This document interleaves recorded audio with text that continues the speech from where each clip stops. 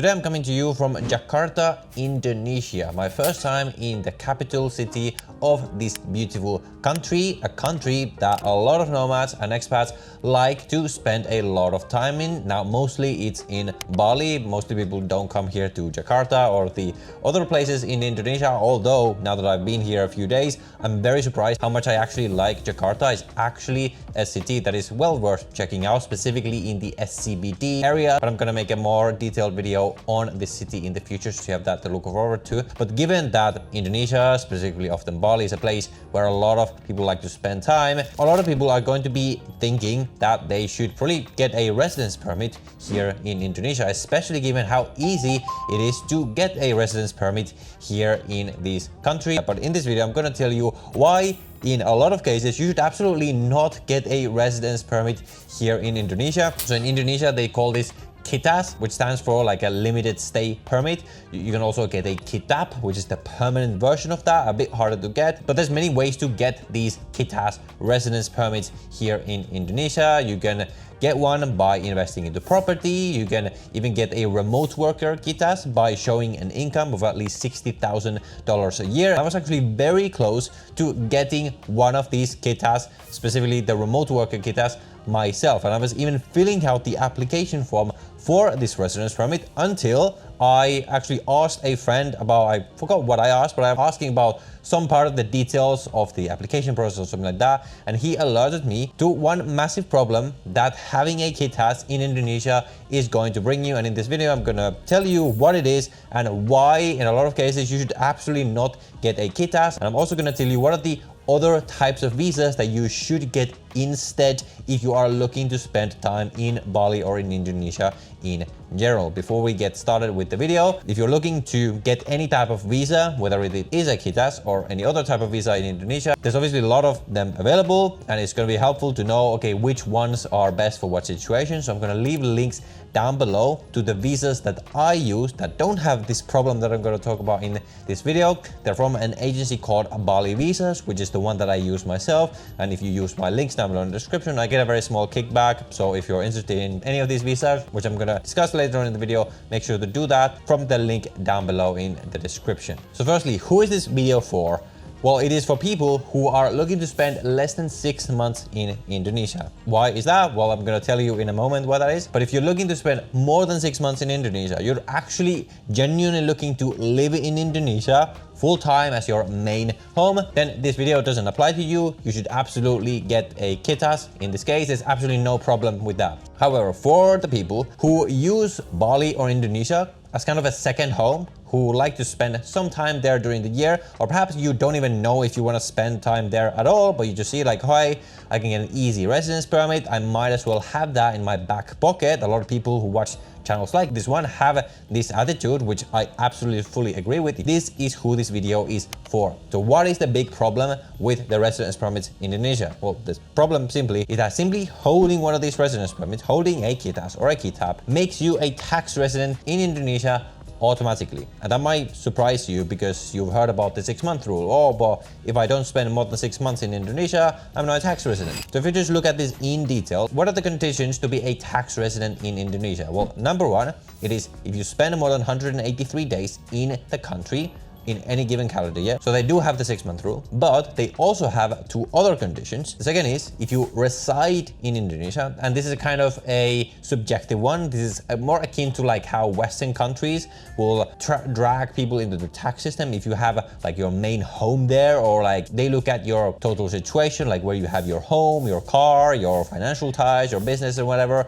And if they deem that you have a lot of connections to that country, they will make you a tax resident. That's kind of how it works also in Indonesia. But they also have a third condition, which is if you're present in Indonesia during the fiscal year and you intend to reside in Indonesia.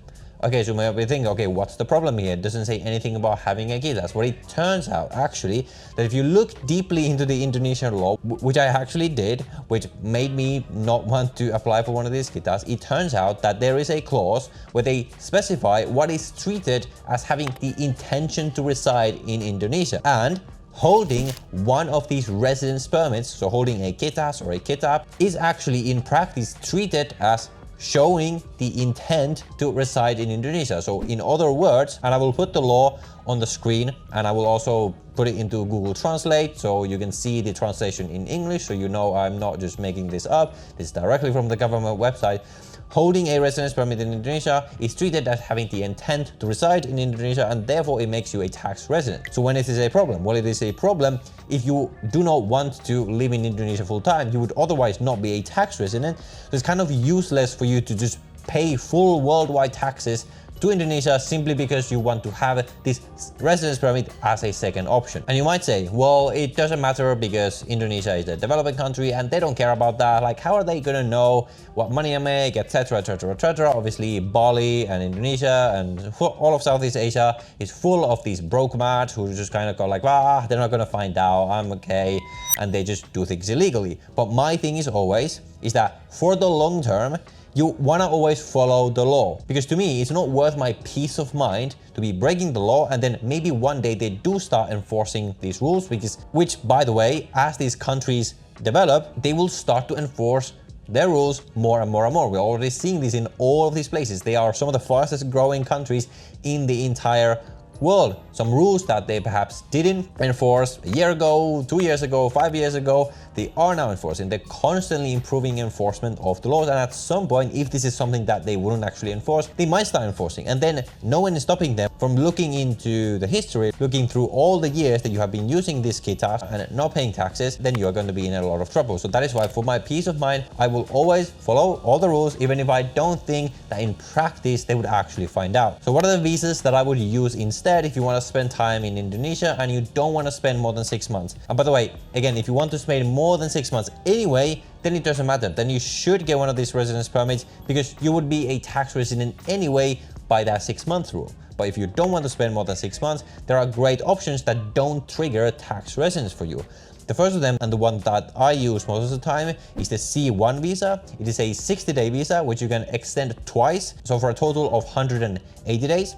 Or if you want to not have to extend your visa, you have the D12 visa, which is a pre-investment visa, which essentially allows you to stay for up to 180 days in one entry without needing to extend at all. And you can even extend it, I think, for another 180 days if you want to. And the visa itself is valid for anywhere from 2 to 5 years, depending on which one you get. So that is just something that I haven't heard pretty much anyone talk about. A lot of people are going to be getting these visas without even knowing that they are actually supposed to be paying full Indonesian taxes the entire time simply by holding this residence permit. I think it's a bit crazy that it's like this, but that is how it is. And so just to be safe, then I would not get one of these residence permits unless you actually plan to fully live in Indonesia. So I hope that was helpful to you. Another topic that is very good to know the details of is the topic of buying and investing in Bali villas. There's all these advertisements going around like, oh, you can invest in a Bali villa, get 20% yield. And on the surface, when you actually look at the numbers, you look at the purchase prices versus the